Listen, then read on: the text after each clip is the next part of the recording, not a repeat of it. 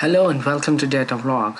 In this Excel tutorial, I'm going to show you how to enter data, modify or override data.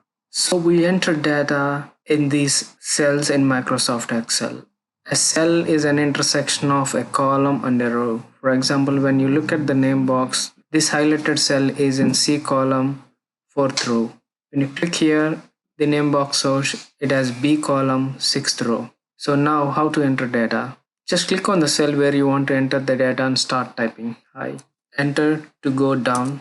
And if you want to go to the next cell from the current cell, press tab.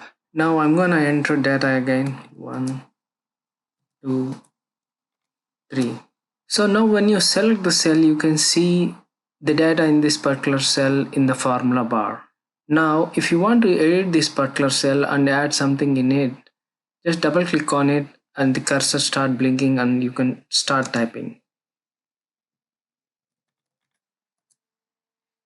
Or you can select the cell and click in the formula bar and start typing. If you want to override the data in an existing cell, just select the cell and start typing. Or you can simply select the cell, go to formula bar, delete it and type the new data.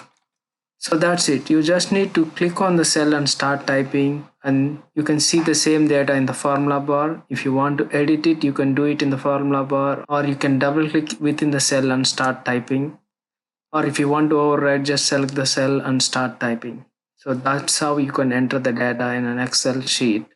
Just start typing or double click, or you can do the edit within the formula bar itself. That's all folks. That's a small tutorial on how to enter data or modify override data in an Excel sheet. I hope you enjoyed watching this tutorial. Please do subscribe to Data Vlog for more Excel tutorials. Thank you.